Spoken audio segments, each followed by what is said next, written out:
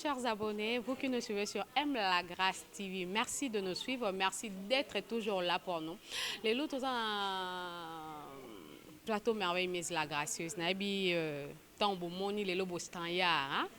Donc, les lots babi, ils ont coaching, il y a maîtresse Dora Ambera. Ma chérie libanaise, et puis babi sur mannequin. Donc, yende mutazaki ma mingi coaching à merveille pour na masolo pour le lo merveille abima na façade mososo. Merci surtout ma chérie Yama Vondo, mi Sophia quoi. Merci pour na appui na yo na lingako mingi na tina. Donc merci pour na soutien au pesangai. Là, on a fait merci beaucoup. Donc, on est à Osamba, Maître Boss, Zé Azar Yabapoma, le cœur de sa femme, pour la soutien à yo. Donc, Yondo za mon patrocinateur officiel, il y a chaîne OM La Grâce TV. Ceux qui besoin mon abat talentueux, bah les cas awa na chaîne OM. Maman là, moi je sais les ma awa. Tope saka merci et puis Zé Azar Yabapoma. Yende mutao vimbi saboro ça se vola mon menge. Merci na image kitoko akapro zo présenter biso na chaîne ya M La Grâce TV na ngambo.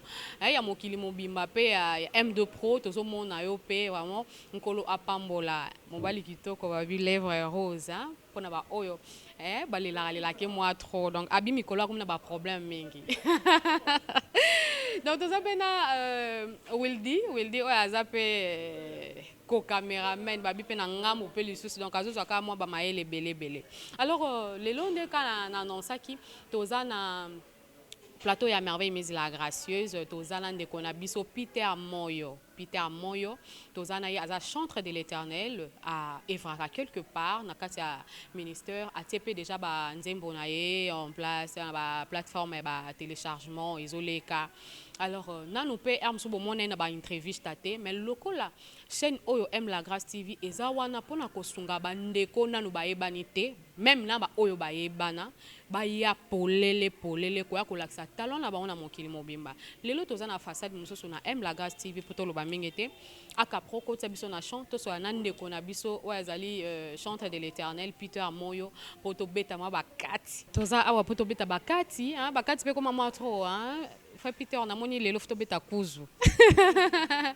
Frère Peter, tozano déjà na chant shalom. Ouais, shalom maman journaliste, maman merveille. Merci beaucoup pour nous avoir dans le plateau Nabino. Shalom, merci beaucoup frère Peter. Nabi que avant to kota na kuzu. Pour le lot na boyi kati ba kati wana zo beta batma ba kumingi. Donc ya linga ki neto beta kuzu. Donc lelo na kati kuzu na biso. Donc na mokili mumba o déjà ba kolanda yo mais kako se prétentant 2-3 mots ba ko retenir nini na kati ki Peter Moyo oto yambi lelo. Bon, Peter Moyo aza chrétien converti na ambaye sur le quoi mon konti ici. Tobotami na famille o tokote papa bazo sambela déjà biso pe to continuer toujours na nzela wana tozo koba toujours na mosala nzambe et to l'équipe par-ci par-là lelo tozo continuer ko œuvrer comme ba na département ya musique comme ma peuple de Dieu na présence nzambe à travers la musique donc chantre de l'Éternel na mkusi na koloba bongo mais na kombo na prononçant quand même bien Peter Moyo t'es vraiment présent kitoko makasi kitoko makasi moyo wana oyibela ngo wapi ya moyo pana biso ba Congo to la moyo na côté ya bangala ya baze ya za ya bapo nzambe na ngai te eza moyo kaka côté na biso ba Congo eza nazando ya homme de Dieu moko azalaki papa na biso batambuse biso na l'église nde naza charana ende balobaka na ngola moyo ya molimo ya âme yango wana vraiment ende bien c'est que nazi gloire à Dieu.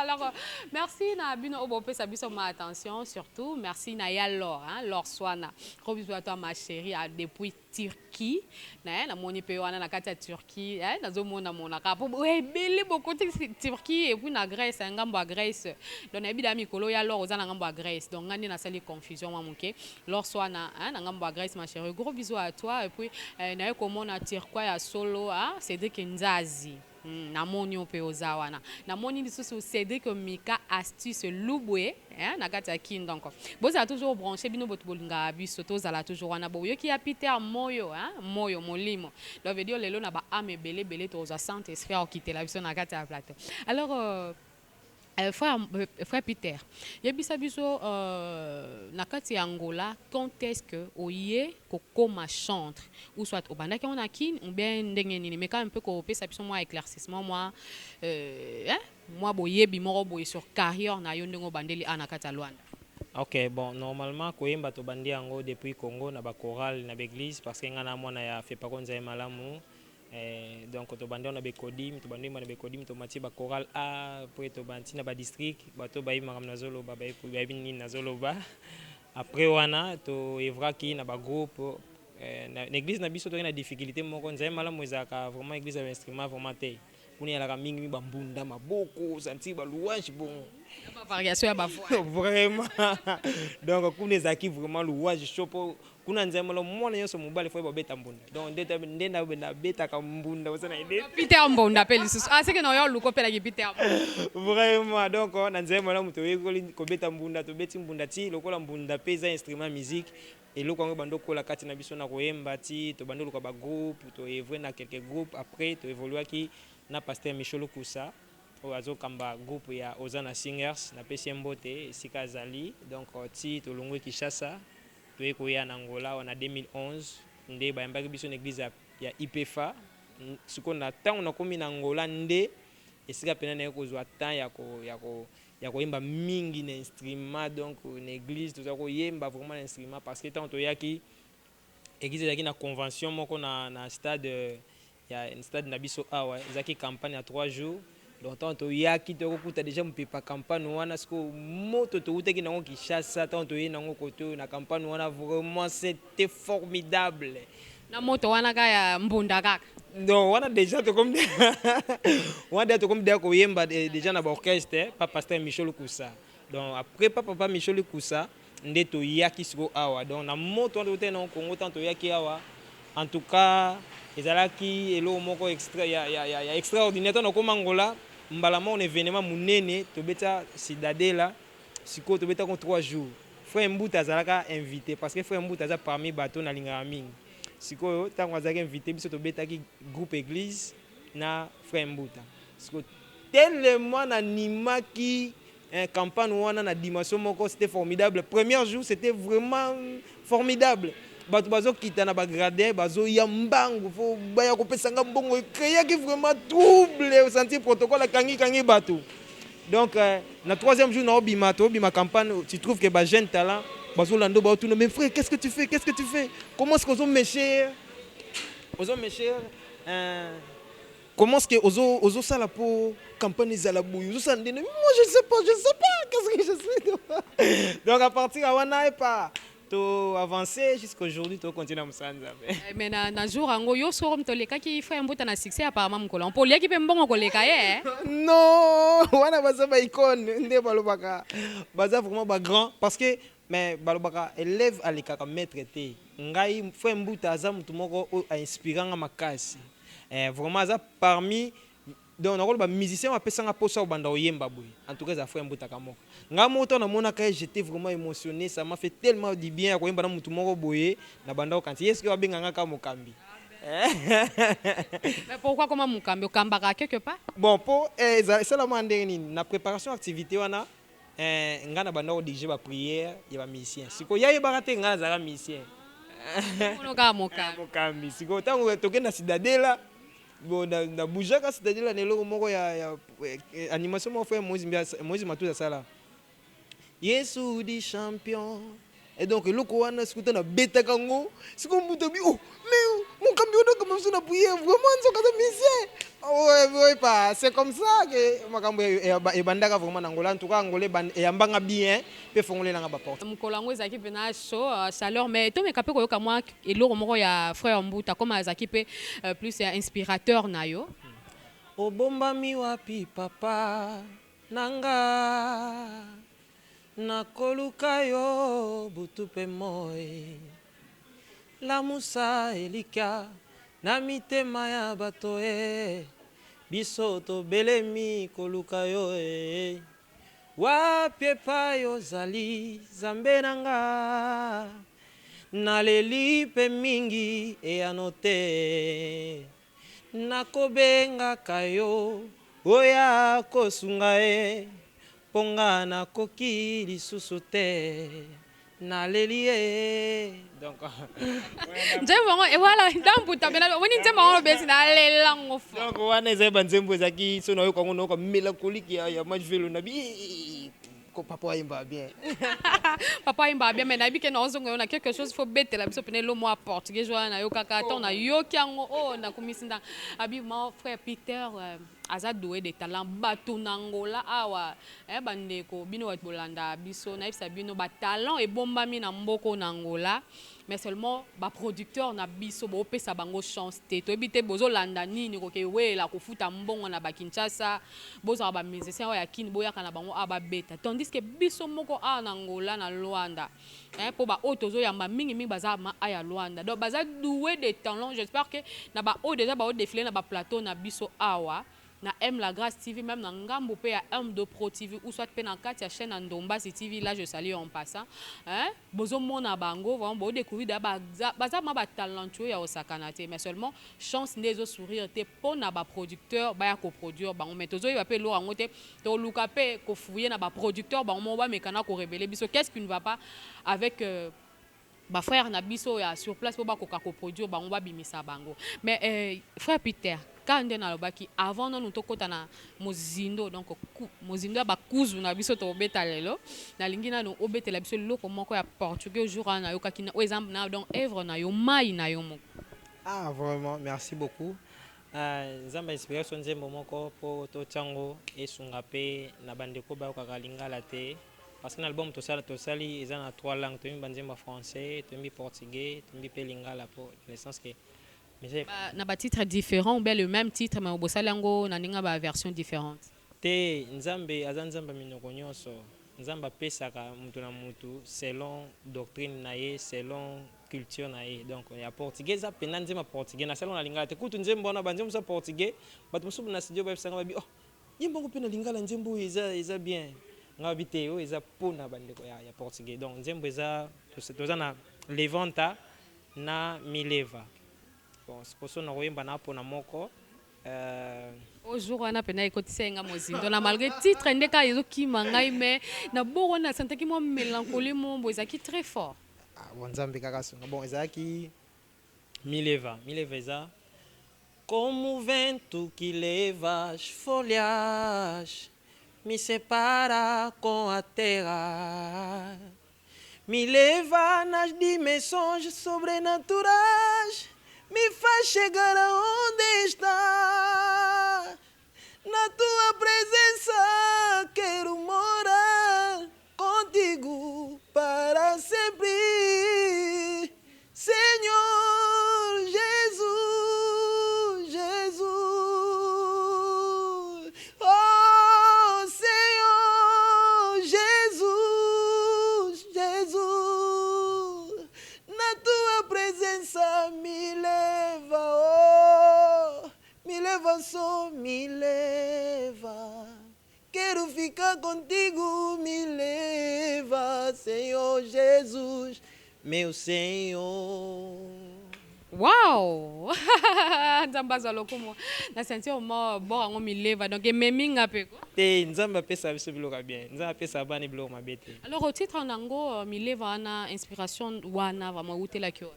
Bon, inspiration wana eza omoni les choses de Dieu, les choses hors commun, hors nature. Ce que lingi osolana nzambe bien, c'est-à-dire il faut comme on a dimension nzambaza. Bible ba Dieu est esprit. Il faut que tout ce qu'il adore l'adore en esprit premièrement. Si que tant toi ko adorer nzambe, il faut to comme on a état ya esprit. Or esprit ezalaka likolo ya nature. Si que yango mona na senga nzambe amemanga, c'est-à-dire na comme na niveau o yazali poto solana bien. Mais par rapport à texte nango, sunga biso juste même 2-3 mots ou expliquer texte nango na lingala pour na ba oyo ba landa biso em soit c'est peut nandimo mais contenu ba o comprendre. Ah OK, ne bandi nazolo baboy na loba lokola mo pepe emimaka makasa. Moni so mo pepeye makasa mata likolo. Sikoyo ekabula ngo na mabele so likasi yaki na sim pepe soko il faut kabula na mabele. Or l'homme est tiré dans la poussière de la terre. Sikoyo soki mo pepa nzambe eye il faut elongola mutu na dimension ya chair puis mutu na état d'esprit telo na linga na loba. Donc nzamba me mabiso na surnaturel po tokoma esika ya azali. Donc eloko na ba ngwana donc mopepa nzambe ya emema biso to matalikolo po tokoma la esika nzambe azali. Wow, obi texte yango eza bien. Nana komaki yo moko? Nzambe apesaka bana. Non, peut-être apesala nango tinde tokoma oyoka o non oke kosomba pe nzembo oyo mopo oyo yembe. Te mama merveille na kolobelo moko naza na grâce ya koma nzembo. Na bungisaki téléphone moko dernièrement ebunganga à peu près na 450 nzembo yanga moko. Donc nde naza boye nakozala déjà à peu près na ba 150 nzembo onano na cité. Donc chaque jour na koma nzembo so na lingi. Petango yaka vraiment nzamba pesa bana. Donc na kopiaka te ni te na oka kutu nde soni kwemba nzembo be mutu sa yemba kyango ne mabongo nga na kokango te. Mais toyoki yo quand même na ba variation osali ya ba mileva wana ba malgré ka koyemba nzambe na ngai ko nzambe apesanga likabo yemba ko poni wona lingela musique nzambe na sentir moi quelque chose na eloko wana ntango zokenda ngolo ka obeti ndeti moi eloko mo ya ntimba robot. Timba Rebot, c'est un frère que j'aime bien. C'est vraiment mon frère. Tu évolues, on est tellement trop. D'ailleurs, on se connaît tellement bien. Donc, on se l'a regardé dans Facebook, on a moi c'est logo. Ah, tata, c'est pas le logo ça les peuvent. Ah, tata, c'est que ce que c'est pas non, c'est que c'est bon.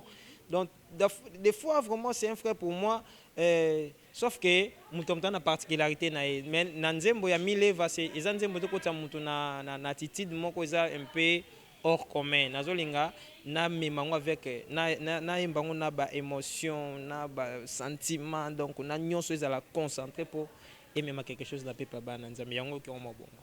Ah yango koti mwa bora eloko wana ndeti mwa ntimba bo na kanti ko to ye po ba episinga pe ye pa ayiba ba nzemba ba fort te ya koma ka umo bora ngolo ka yupo beta ondale lo ka o na ayibi yango pe te nzembo za nzambe bon soki mutazwi nzembo moko boye o ezaki inspiré par no yembeli yango nzambe bon comme ezonga pa nzambe bon le reste ye mutaoyeba soki akozala reconnaissant par rapport ya évolution nango pona ba bénédiction epesi ya kolinga pas la reconnaissant na mutu mo apesaki wana ye mais soki apesi te bon apesi te Dieu sait comment encore récompenser yo.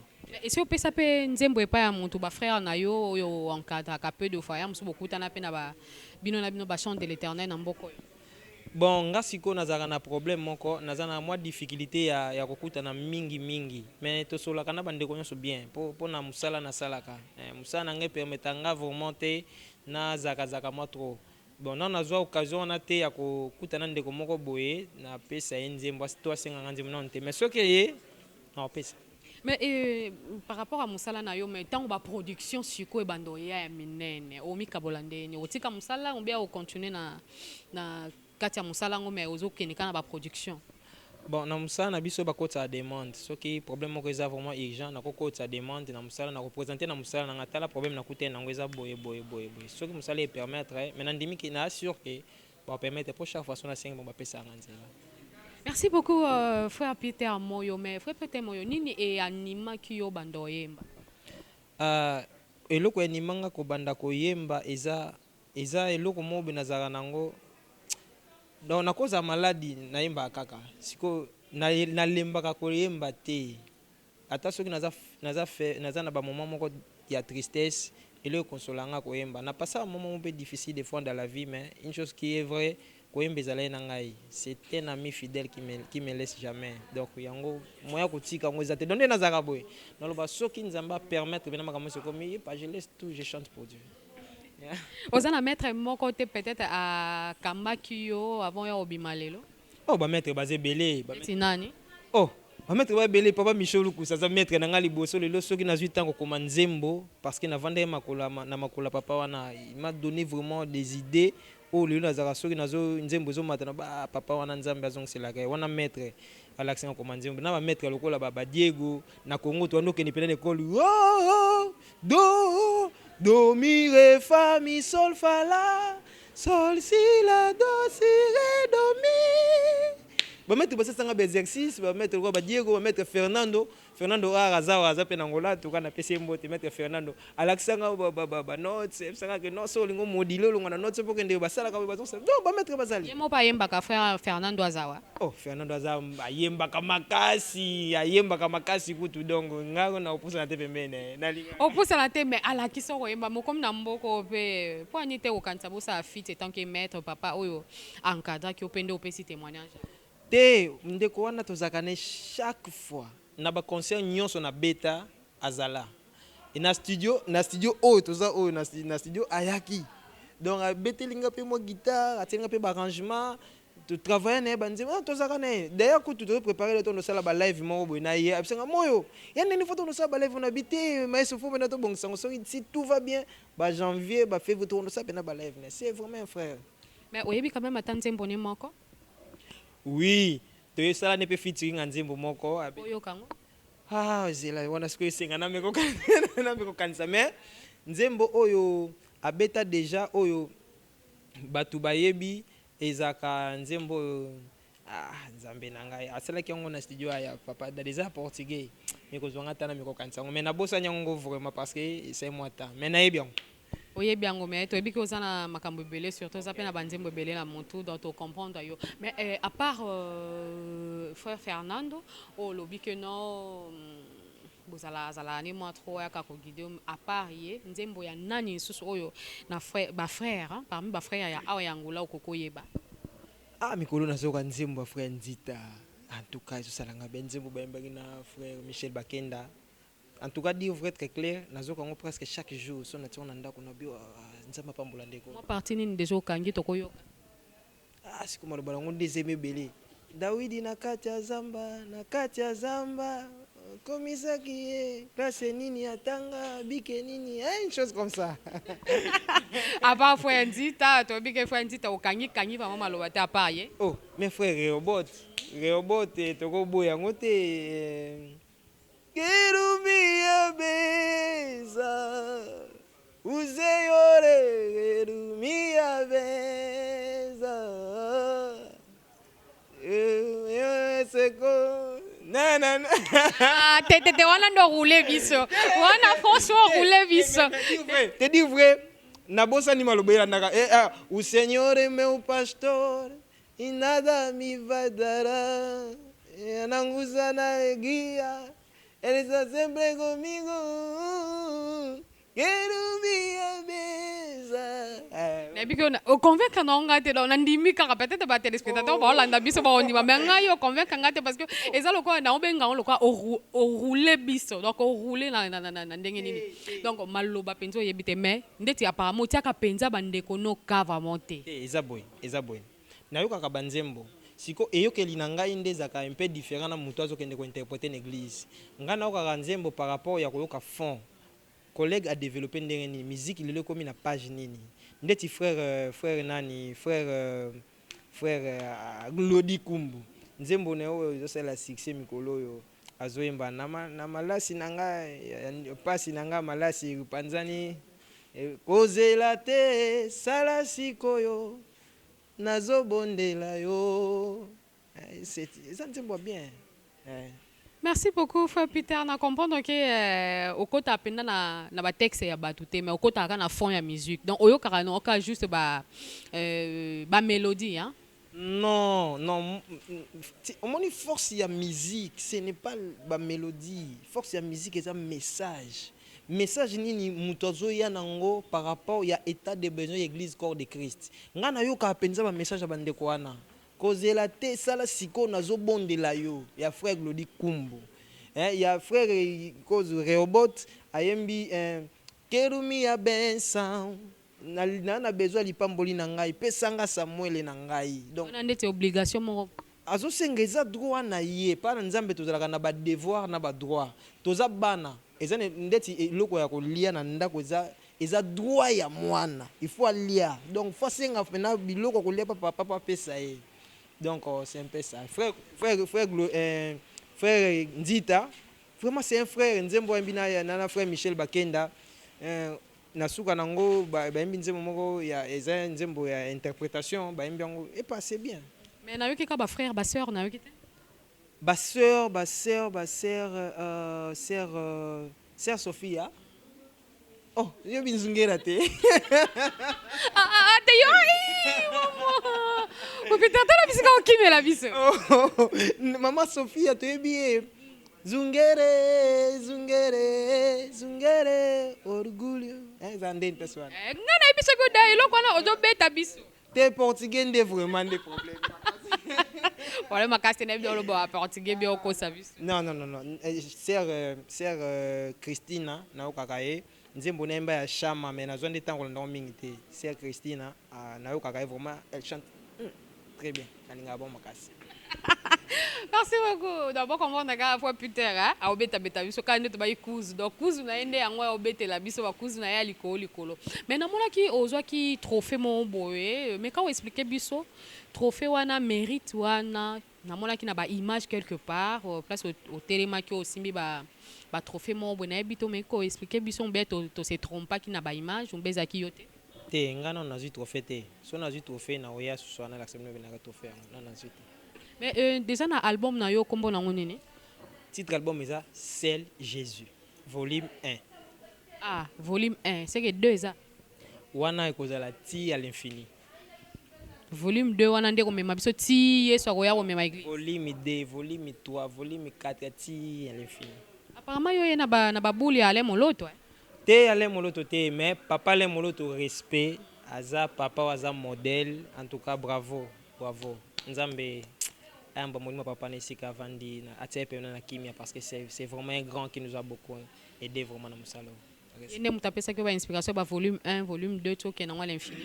Te nga sikoyo volume 1, volume 2 pona le nom de Jésus qui est là. Parce que Jésus a un message. Parce que quand on parle de il y a sali, mutoya na sali, Bible lobi il n'y a le sali à aucun d'autre nom. Sali ezaka na kati ya kombo ya Jésus. Siko Jésus on a lokola za salut. Quand on parle de sali eza paquet moko boye o ezoko sangisa ba besoin nyonso ya mutu. Yango ya na kati ya sali. Donc mutu na besoin maladie, soit un combat et soit solution. Soki aza na problème, azi solution na problème na ye. Soki aza na problème à libala, tangi kombo ya. Donc Jésus a centre. Donc lokola Jésus a message ya koyemba. Donc, on a un titre comme ça. Donc, c'est Jésus, on a c'est Jésus, volume 1, jusqu'à l'infini. Jésus. Nga banda lelo na bando bengo ka seul Jésus donc. Po yo moko lobi da ke bo wana nde telemika na ti carrière no esilaka. Vraiment, c'est Jésus. Donc, Yesu ti na souki. Tinati. Alors, c'est Jésus tinati mais frère Peter Moyo. To yambi le na plateau na biso. Otala nayebi ki otala bandeko no mingi osala rappel am so rétro pe kati na yo moko par rapport ya ndenge bozo tambwisa makambo ya Nzambe bo tambwisa adoration na kati ya mboko yo mais na kotala bayembi bandeko na o bayembi omitali pe yo moko nini boza ko se reprocher. Bon, ba reproche ekozanga te toza batu moni mutu nyonso zaka na ba erreur. Et na ba erreur na biso pe ndesalaka mutu à apprendre pe akola. Donc pour moi, je dirais que ba erreur monsieur kozala peut-être ba moyen ezozanga vraiment biso ezotinda biso to commenter nesika to linga pe to koma. Eza l'une des choses où eza pe mais ngana mona que erreur peut-être na bandeko ngana solo na bango na mona nga na kutena na ndeko mona place mabete. Non, na moi ndeko mo bosa musani mabe so ndenge nini non na moi na ngai te. En tout cas na dire vrai non na moni berere penza makasi te mais peut-être o batu balobaka ke non azalaka boye asalaka boye na musani azong sa boye wana nde batu baloba menga penza non na moi na ngai te non na moi non te. So Na vie na yo moko na carrière musicale na yo moko nini oza na ko se reprocher. On a ko se reprocher nango peut-être kozala moko musala tosalaka ebaisaka moni moko mona boke emoki po sortika donc le wana nde na koko se reprocher na Osana sko ya otike ya kandenge.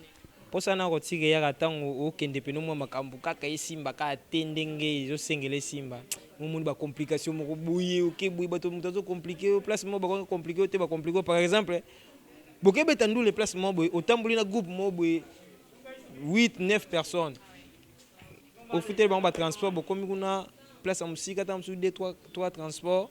bozongi pe bongo na ba difficulté mbongo mosusu ozalaki nango wana ou dépasser susu et moko et pas qu'est-ce que je fais, qu'est-ce que j'ai fait, donc et pas pour sortir.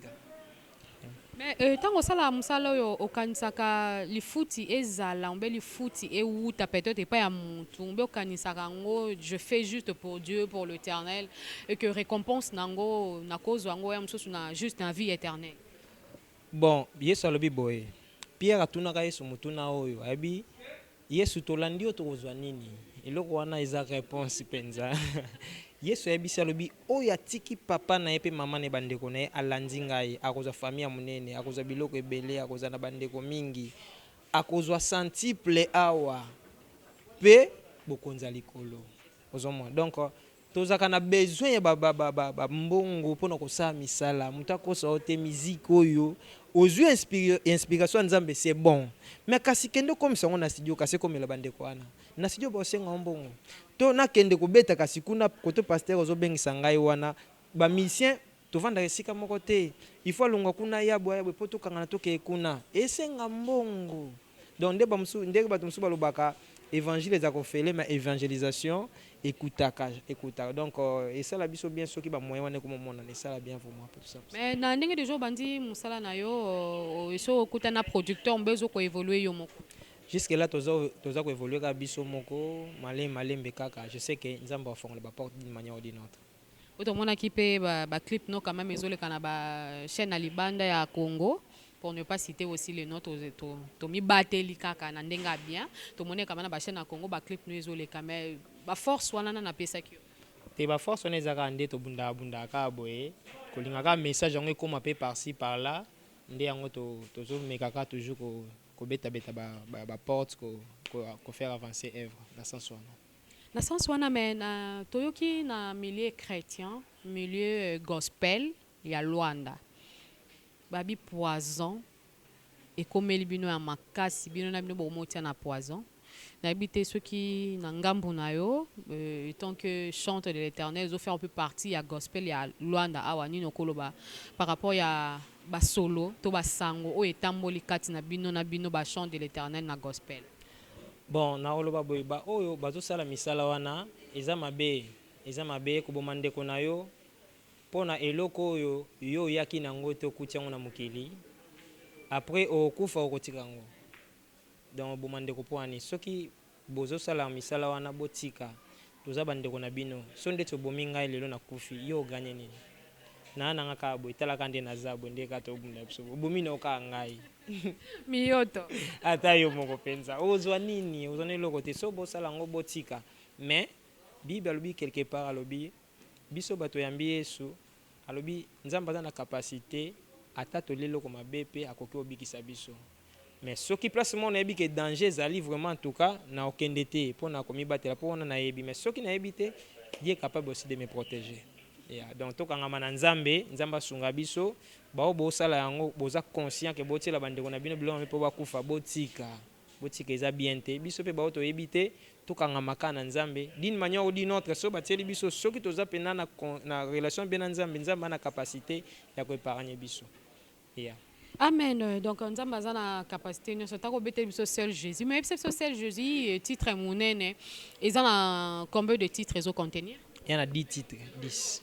Tokoyeba ba titre ba kombo na oh eza mo ebele mais soki na bosani ko natangaka na moni ba apparemment dans la vidéo ma boss a mingi dans ba titre na yo moko mais engi bandoko mandeti bitumba dozana to comprendre te mama makambo eza penza mwa mingi omoni kotambusa na bato groupe otambusa osimba boye ozonga problème yango na tozana azali te tozana mosikoli tozana belela tozana Saint-Esprit tozana mileva tozana levanta tozana Elohim tozana heureusement tozana na bikeze bele bon otila ibiso déjà na plateforme ya téléchargement et nzemboni eza azali te na extrait déjà ya clip ya mosikoli tokoyo kazali te azali te eza tovota bakonzi ya mokili po basunga biso malgré ça totikalaki na boumbwa satan na pona yo te na gologota okufeli ngai lelo yo tout est accompli nazwa bokonzi nabungisa utakala nakoma molongi ya bitumba na bunda te o natali likolo na seti na sa mabele nani akoki kosala yango atombola mosapi azali te oyo akokani na yo azali te otika nakondima lilobe koma moto aza na libumwa mwasi esalema te mariazu azemi atikala moseka likambo yango elekelinga mayele minganga balobi mwasi apesaka bomwasi mobali na libumwa maria utaki wapi donc eza nzembo moko nga mona sola bango epesa koposa olela ilakisaka grandeur ya jésus na dimension moko ke non jésus est dieu kosala kutu bajete jésus est dieu namoni mpe nzembo yango azali te apparemment na bomwana olingaki yango mingi pondeni ka ozwi yango triche yango ka obeti yango awamba moko azali te epuis okoti kama bavariation ebele te esalaka nga mpasi nde bachrétien tozalaka na difficulté ya kodefendre motu toza na ye comme maître moni eloko epesaki ngai sikoyo nalobaki non azali te nalakisa mpena ke aza te lokola jésus namemaki na dimension ya kolobaka aza nzambe donc nde naza boye naza parmi bato badefandaka jésus kaza die d'une manière que tu n'as pas l'idée donc yango nabandi de naobi nakondima lilobe koma moto donc mpo olakisa déjà ke motu oyo tondimela wana aza motu lokola bato nyonso te c'est dieu donc pasi wana namonaki bachrétien toza na mwa connaissance eza faible esalanga mpasi omona chrétien batemi na plateau omona pasteur moko boye musulman moko ozosakana na ye na kombo jésus nabi vraiment jésus tozosalela toyebi ye teti siko non yango etindanga na yemba nzembo. Okay. Merci beaucoup de comprendre que c'est Jésus de Maramo. Donc, on va citer notre frère Peter, Moyo Oto Yamba, qui est le son de l'éternel, la plateau na bisi à merveille de la gracieuse. N'a pas na ngambo mususu na insta acoustique peut oyambe po koyemba belé ezakatina. Et donc comprendre ka batala ngoti. Donc ils sont ngafo mindu le banini bon instrument beta po à s'exploser hein, à s'exprimer mingi. Mais frère Moyo, pe sa programme no pa batu so oyo bazuli bakuya Orlando lelo nini organisé pour na kosepesa peuple de Dieu nyonso ezopeso confiance. Bon, normalement tozana nous tozo travailler na groupe to travailler chaque lundi na mabor na siège na biso eza juste na mabor imbonderu tozawana to travailler chaque lundi de 14h30 à 17h30 to travailler wana mais juste bandeko balinko zo biso ba contact na biso ezali plus 244 922 84 26 70 wana eza numéro na biso ya contact soko bengi okozwa frère Peter bongo to sa musala ensemble. Na kata groupe na ozo recruter na groupe na ngai nazo recruter nante nazo na prêter to travailler na bando to za na bango bandeko wana bazosala na kati ya peut-être ozwi bango na église ou bien baza bandeko déjà oyo yo moko na cadre ya kozwazwaka bato bayembaka déjà okotisi na kati ya groupe na yo to ndeni. Bon eza bandeko nzambe asimbe na motema baya po tosangana tosala mosala nzambe elongo mais basambela na baeglise na bango baya bachrétien converti donc nde tosangani to continue kosala mosala. Merci beaucoup. Donc, biso tolobi merci et pas ya Decameron, Layel 4 Layel. Bisika oyamba biso kitoko lelo bomoni to telemi so na panneau ya sika, hein? Decameron. Donc, Decameron ils en a deux salles de fête, restaurant, bar. Ils ont à classe, ils ont à manzanza, to ya sima banda côté non, ils ont quelque chose ils ont très classe to bisika to ko sala ba émission na biso. Donc, to na ba oyo ba yebi Palanka bayebi Luanda oyo ba wuti na Shoprite ozokende nde tozokende na Golf Doge juste après Banku Wambo entrée moko ezala wana bomona ka Layel 4 Layel bakomango malikolo 4 Layel eza na 4 drapeaux pe telemeli biso wana par rapport ya référence na opesa bino bomona ka deux salles de fête restaurant bar flat hotel moko ya propre telema awa pona bandeko ba uti Golf Doge nde bozo ya luka boke Shoprite donc bokomi na université catholique banku befe ya moko elandani wana juste en diagonale ya banku befe okati ngambo au moins quand on a expliqué par rapport à banque wambo na mpandi bo monango bokoti na balabala mo ekota wanda juste na entrée à balabala et puis c'est nous da signal à 4 layel et puis 4 drapeaux moko et telema liboso wana donc ça mon place moko ya propre boya ko hein ko déguster yango quoi boya ko déguster ba biloko ya kitoko basala wana na moni ba o ba sala awa hein l'herbicide on va les lancer à ça la rappel wana ba manda waza belé ma ba yamba biso hein donc on a moni déco Manuel basé belé là na pesibino merci pour nakel na bino Pépé yemoko en personne le chef en personne hein Pépé gros bisous à vous na musala kitoko bozo sala na isika opo ba client nyonso bazo sala toujours satisfait alors frère Peter, Pedro, na koti na portugais. Poto kabana yo quelques shalom na ba oyo ba zaki liba kwa Olanda biso lelo. Ok, merci. Na pesi mbote na bandeko nyonso ba Olanda biso partout dans le monde. Nzampa mbola bino, toza bandeko na bino.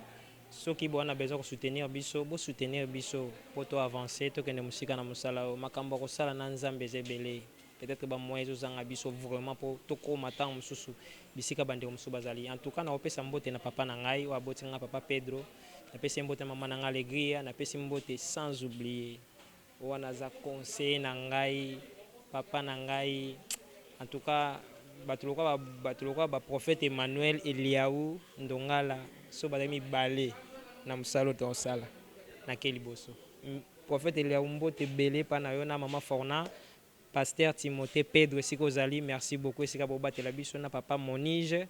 Les restes bandeko na ngana linga bino makasi na ndeko na bino bo soutenir biso na ba prière na ba conseil et vraiment les bienvenus. Merci beaucoup. Merci beaucoup menabi ko bosani mutu moko ingénieur Papi Kazika yemta osimba sona omo bosani. Non, omoni siko nengo na lobby awa. Batu baze belé. Omoni ndeti so na bando tanga déjà Papi Kazika. Wana masa na ngai ya tongo ndeko na ngai depuis 2011 tozana ye. Donc merci beaucoup ingénieur Papi siko na baso ingénieur mususu de devs gemer. Omoni ke bakome belé. Adadi pro. Au moins que comme déjà belé.